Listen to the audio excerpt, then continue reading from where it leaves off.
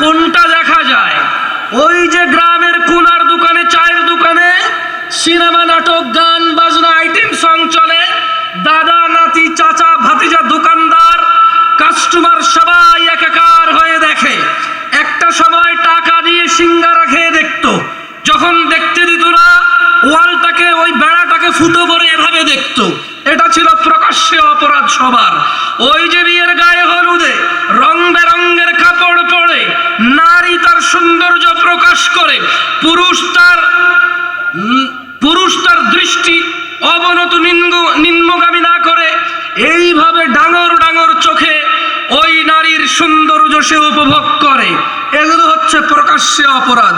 গোপনে অপরাধ আপনাদের চাইতে আমি ভালো জানবো না ভাই। ও যা কটা সিম কার্ড, তা কটা অপরাধের হিস্ট্রি, ও যা কটা চিঠি, যা কটা এলাকায় চাকরিতে গেছেন, পড়তে গেছেন, ওই কটা এলাকায় ইতিহাস আপনার আছে গোপনে। আপনি জানেন, আল্লাহ জানে, আর কেউ জানে না। ও আমি জানি না। প্রকাশ্যে দুটা না হয় বললাম আপনাকে আমি। ইনি সুবহানাহু ওয়া তাআলা বলছেন, যালিকুম ওয়াসাকুম, আল্লাহর সাথে শিরিক,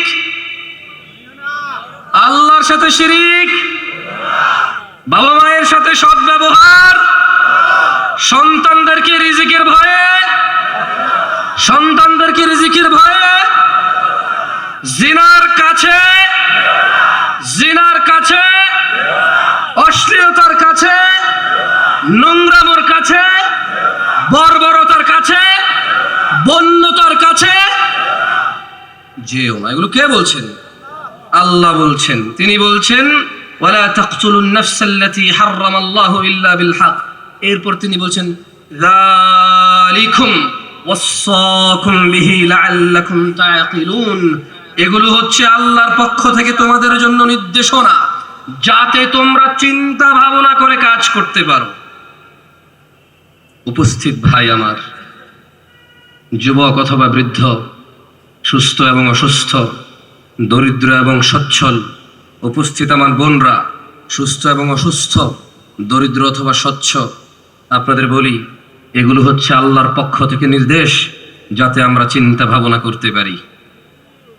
আমি অশ্লীলতায় ফিরে আসবো ইনশাআল্লাহ। আমি আমার বক্তব্য অশ্লীলতায় নিয়ে দিব ইনশাআল্লাহ। আমি জানি আপনারা আমার চেয়ে কম জানেন না, আস্থা রাখেন। এখানে কথা বলতে উঠেছি, কখনো এরকম অনুভব করে কথা বলছি না যে আমি অনেক বুঝি, আপনারা বোঝেন না, আর যা যা বলি তা আমার হয় না, শুধু আপনাদের এই অপরাধগুলো হয়। বক্তা এবং শ্রোতা উভয়ের সংশোধনের উদ্দেশ্যে বলছি, সব বক্তার সংশোধনের জন্য আমি বলছি না। অ্যাজ আজকের বক্তা আমি আপনাদের বক্তব্য দিচ্ছি, যাতে আমি ভয় করি আল্লাহকে, যে আমি আপনাকে নিষেধ করেছি যে কাজ, সে কাজ আমি কিভাবে করি। যখন তিনি সুবহানাহু ওয়া তাআলা বলে যে তোমরা এমন কিছু মানুষকে নিষেধ করো অথচ তোমরা নিজেরাই করো, এটা আল্লাহর কাছে সবচেয়ে অপছন্দনীয় কাজ। আমি চাই ওই আয়াত আমাকে থামাক, যখন আমি আপনাকে নসিহত করি, যাতে এই নসিহত আমাকে থামায় আমার অপরাধ থেকে। আর দেখেন আপনার কোনো কাজে আসে কিনা। আমি তো কোনো মাদ্রাসার ছাত্র না, কোনো স্কুলের ছাত্র না, কলেজ ইউনিভার্সিটির চোখে আমি দেখিনি।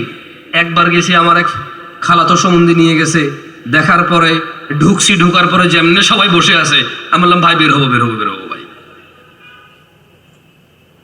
আমি বললাম যে না, এখানে থাকা যাচ্ছে না, ভাল লাগছে না। আমার মনে হয় 2 মিনিট টিকি নেই আমি। হয়তো কলেজ ইউনিভার্সিটি স্কুলের ভিতরের পরিস্থিতি হয়তো ভালো, তবে বাহিরে খুব একটা ভালো লাগেনি আমার। আমার ভালো না লাগা যে একবারে খারাপ তা না, আপনার কাছে ভালো লাগতেও পারে। শোনেন, কয়টা পর্যন্ত টাইম পাবো ভাই? 30 মিনিট বলছেন, আমি কয়টায় উঠছি ভুলে গেছি, টেনশন কাজ করতেছে। 10:05, জাযাকাল্লাহ খাইর, 15 মিনিট, অনেক সময় মাশাআল্লাহ। বলেন তো, এই পৃথিবীতে 1 সেকেন্ড কেউ কিনতে পারবে? 15 মিনিট অনেক সময় না? বলেন তো, একটা হাদিস মানুষের জীবন পরিবর্তনের জন্য যথেষ্ট কিনা? একটা আয়াত যথেষ্ট কিনা জান্নাতের জন্য? তো তাইলে 15 মিনিট অনেক সময়। খায়র ইনশাআল্লাহ। কথা বলছিলাম অশ্লীলতা নিয়ে। কেউ মাইন্ড করিয়েন না, এটা একটু বিব্রত হয়ে অনেক সময় উঠাইলে কি হাঁটা শুরু করে, আর ভালো লাগে না। যাদের বয়স 30-এর কম তারা একটু উঠে দাঁড়ান তো, সবাই উঠিয়েন না, যাদের 30-এর কম উঠে দাঁড়ান। সালাম, তাকবীর, তাকবীর, তাকবীর, লা ইলাহা ইল্লাল্লাহ, লা ইলাহা ইল্লাল্লাহ, লা ইলাহা ইল্লাল্লাহ, লা ইলাহা ইল্লাল্লাহ। শোনো ভাই, সরি, ওই শোনো টুনো বললে অনেকে বলে যে কি বেয়াদব তুমি করে বলছো সবাইকে, বড়রা নাই? যারা বড় আছেন আপনারা হচ্ছেন আপনি, আর যারা তোমরা আছো তোমরা। ওকে, বেশিরভাগ তোমাদের বলবো, বড়দের বেশি বলবো না। পরে বড়রা বলবো যে আমি দুনিয়াতে আগে আছি, তুই আগে আছিস বেটা, তোর থেকে কম বুঝি। হ্যাঁ, বয়সের একটা শিক্ষা আছে না। আঙ্কেল আমি হার মানছি আপনার কাছে, তোমরা ঠিক আছো তো? যাও তোমাদের বলি, আঙ্কেল আপনাদেরও মাঝে মধ্যে বলবো। আচ্ছা যাই, কি করবো এখন? তুমি অনেক সময় ভাষাগত দিক থেকে অনেক বক্তাই তুমি বলে, দেখেন অনেকে মাইন্ড করে। আপনাদেরকে যদি ছোট করার হইতো তাহলে তুমি করে ছোট করতো না, বক্তারা ভিন্নভাবে হয়তো বলতো। আউযু বিল্লাহি মিনাশ শাইতানির রাজিম। আল্লাহ সুবহানাহু ওয়া তাআলা বলছেন, কুল ইয়া রাসূলুল্লাহ, আপনাদের বলে দিন,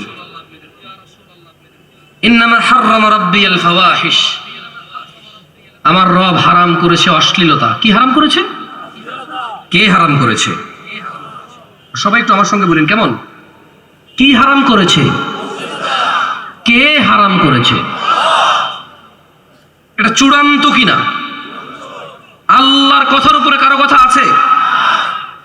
সেম কথাই বলছে যে মা যাহারা মিনহা ওয়া মা বাতান, অশ্লীলতা যেটা গোপনে হয় অথবা প্রকাশ্যে হয়, এটা কে হারাম করেছে? আল্লাহ হারাম করেছে। আমরা আজকে যদি আমাদের অশ্লীলতাকে বাদ দেই, আমাদের কি খুব বেশিটা অপরাধ আছে? ওই 16 বছরের বাচ্চার কি এমন অপরাধ বলতে পারেন আমাকে? ও মদ খায় না, ও ব্যবসা বাণিজ্য চাকরি করে না যে ও মিথ্যা কথা বলতে হবে, ওর সেই ক্ষমতা হয়নি যে সে ঘুষ খাবে, সুদ খাবে।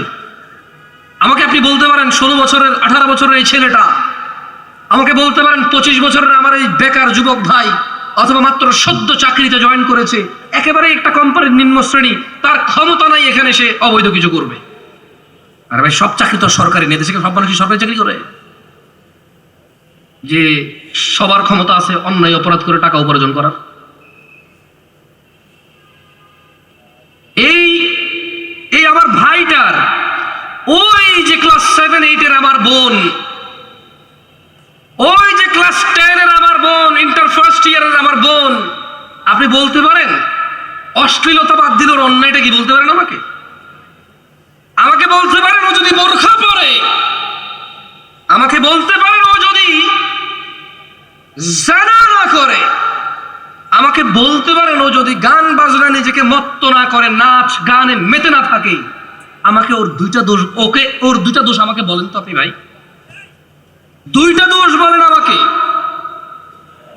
আছে হয়তো, কষ্ট হবে বলতে, আছে হয়তো কষ্ট হবে বলতে। এই যে আমার ভাই 30-এর নিচে এখানে বসে আছে, ওর জানা ব্যভিচার, অশ্লীলতা, গান বাজনা, এসব নাচ গান উদাসীনতা যদি বাদ দিয়ে দেয়, আমার এই ভাইটার 5টা দোষ আমাকে বলেন তো আপনি। কষ্ট হবে আপনার দোষ বের করতে আমার ভাইয়ের। মুসলিমরা এত বদনাম কেন? প্রবৃত্তির শিকার হয় তাই। মুসলিম আল্লাহ কি পছন্দ করে এখন আর তা পছন্দ করে না, ওর কি ভালো লাগে তা পছন্দ করে। ওর কুদওয়ার মুহাম্মদ সাল্লাল্লাহু আলাইহি ওয়াসাল্লাম নাই। ও এখন খেলোয়াড়দের পিছে ছুটে, আল্লাহর রাসূল কি বলেছে সে তার ধার ধারে না। কোন নায়ক কি পড়ছে, কোন গায়ক কি গাইছে, কোন খেলোয়াড় চুল কেমনে কাটছে, কি প্যান্ট পরছে, কি গেঞ্জি পরছে, এটাই তার প্রধান লক্ষ্য এখন। আল্লাহ আমাদেরকে বোঝার তৌফিক দান করুন। একটা হাদিস বলে আমি আমার বক্তব্যের একদম শেষের আগের পর্বে আসবে, পরে কয়েকটা আয়াত পড়ে আপনাদের শোনাবো ইনশাআল্লাহ। দেখেন আপনাদের কোনো কাজে আসে কিনা, দেখেন হৃদয় কম্পিত হয় কিনা। ফিরআউনের গল্প শুনেছেন, কোরআন যেহেতু খুলে দেখেননি, হাদিস যেহেতু পড়েননি, এত যেহেতু ইন্টারেস্ট নাই, ও যতই কোরআন সুন্নাহ হোক, বছরে 2 বছরে একবার একবার শুনে আপনার কাছে গল্পই মনে হতে পারে এটা। আপনি শুনেছেন পানিতে ডুবে মরেছে, আপনি শুনেছেন নমরুদ, শুনেছেন মশা ঢুকে কেউ মরেছে, আপনি এগুলো শুনেছেন, আপনার কাছে এগুলো গল্প কৌতুক কিচ্ছা কাহিনীর মতোই মনে হয়। যেহেতু আপনি আর ধার ধারেননি এগুলো কি আসলে, যেহেতু আমি ধার ধারিনি আমার কাছে এরকম মনে হতে পারে। এই জন্য একটা হাদিস বলি, দেখেন, আমার সাথে পড়তে পারবেন? মক্তবে ফিরে যেতে পারবেন? সময় আসছে মক্তব ঘরে ঘরে পড়ায় পড়ায় বিল্ডিং এর নিচে নিচে চালু হওয়ার সময় আসছে। এসব কেজি সোয়া পোয়া এগুলা কোনো কল্যাণ নাই, কোনো কল্যাণ নাই। এসব টল মনে কল্যাণ আছে বাচ্চার মক্তবে। আপনি ওকে আল্লাহর সাথে বিচ্ছিন্ন করেছেন, ও আপনাকে নিজ থেকে বিচ্ছিন্ন করে বৃদ্ধাশ্রমে প্রবেশ করিয়েছে। যে তাকে পানি থেকে, যে তাকে মৃত্তিকা থেকে উঠাবে, আপনি তার সাথে পরিচয় করতে সন্তানকে ব্যর্থ হয়েছেন। আপনার সন্তান আপনার পরিচয় দেয় না, এতে আপনি ব্যর্থ হয়েছেন। দেখেন আমার সাথে হাদিসটা পড়েন। বলেন আয়েশা রাদিয়াল্লাহু আনহা আন্না রাসূলুল্লাহ সাল্লাল্লাহু আলাইহি ওয়াসাল্লাম। সবাই বলি লজ্জার কিছু নাই, কি আসে যে আমিও তো বলতেছি। আমি বললে যদি বক্তা হই, আপনি বললে তো বক্তা হবেন না? যদি আমি বলে বক্তা হই, আপনি বললে কি হবেন? আজকের এই ইসলামিক কনফারেন্সের বক্তা আমরা সবাই। চলেন সবাই মিলে বলি। বলেন আয়েশা রাদিয়াল্লাহু আনহা থেকে বর্ণিত, তিনি বলেন রাসূল সাল্লাল্লাহু আলাইহি সাল্লাম বলেছেন, ইয়া উম্মাত মুহাম্মদ। সবাই মন খুলে, একদম মন খুলে বলেন যাতে এটা মগজে ঢুকে যায়। ইয়া উম্মাত মুহাম্মদ, হে উম্মত মুহাম্মাদি, মা আহাদুন আগিয়ার মিন আল্লাহ। তোমাদের মধ্যে কেউ আল্লাহর চাইতে অধিক মর্যাদাবান নয়। আইয়ারা আবদাহু আও আমাতাহু তাজনি। তিনি সুবহানাহু ওয়া তাআলা ওনার কোন বান্দা, ওনার কোন বান্দি এদের জিনা করা অবস্থায় দেখতে চায় না। কে দেখতে চায় না? কে কে? এমন কোথায় তুমি যাবা যেখানে তিনি দেখে না? এমন কোথায় যাবা? কোন সে হোটেল, কোন সে নগর, কোন সে শহর, কোন সে পাড়া, কোন সে চিপা, কোন সে চাপা, যেথায় তিনি দেখে না? বলতে পারো? বলতে পারো তুমি কম্বলের নিচে মোবাইলে ঢুকে গেলে উনি দেখে না? বলতে পারো? উনি দেখে। আর উনি বলছেন আল্লাহ অধিক মর্যাদাবান সবার চাইতে। উনি দেখতে চায় না ওনার কোন বান্দা, ওনার কোন বান্দি জিনা করছে, উনি দেখতে চায় না। বলছেন ইয়া উম্মাত মুহাম্মদ, হে উম্মত মুহাম্মাদি সাল্লাল্লাহু আলাইহি ওয়াসাল্লাম, লাউ তা'লামুনা মা আ'লাম। আমি মুহাম্মদ মুস্তাফা যা জানি, ও উম্মতরা যদি তোমরা জানতা, লাদহিকতুম কালিলা, অল্প হাসতা, ওয়ালা বাকিতুম কাসীরা, অধিক কাঁদতা। সরি ভাই, বহুত চিন্তা করে আসছি, উত্তরা অনেক পয়সা এলাকা আসছি, খুল হয়ে কথা বলতে পারি নাই, দুঃখিত। এই চেতে খেপেই গেছি। আমার এই অভ্যাস কবে যে বদলাবে, এই দোষ আর আমার যাবে না। বাংলাদেশে এই দোষ নিয়ে মরতে হবে। তোমরা আস্থা রাখো, আমি চিন্তা করছি শেখে এত সুন্দর একটা বক্তব্য দাওয়াত দিছে, উত্তরায় যাচ্ছি, সুন্দর সুন্দর বিল্ডিং, পরিষ্কার পরিচ্ছন্ন রাস্তাঘাট, লোকজন বেশিরভাগই সচ্ছল, মাশাআল্লাহ, ইংরেজিতে কথা বলা মানুষ, সুন্দর বাংলায় কথা বলা মানুষ, গাড়ি বাড়িওয়ালারা আসবে। I am going to do something next level, এমন কুল হয়ে কথা বলবো, পারলাম না। I am really sorry about that. আসলেই পারি নাই। শুরুতে কত আস্তে আস্তে শুরু করছিলাম না, আমি আমার আমিত্বে চলে আসছি। আল্লাহ আমাকে আশ্রয় দিক। যাই হোক, আমাদেরকে জানা করা অবস্থায় কে দেখতে চায় না? আল্লাহর নবী যা জানতো, আমরা যদি তা জানতাম তাহলে আমরা কি কাঁদতাম বেশি না হাসতাম বেশি?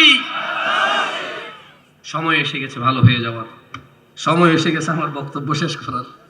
আর 5 মিনিট যে কোরআন তেলাওয়াত করে শেষ করে দেবেন ইনশাআল্লাহ, লাভ নাই।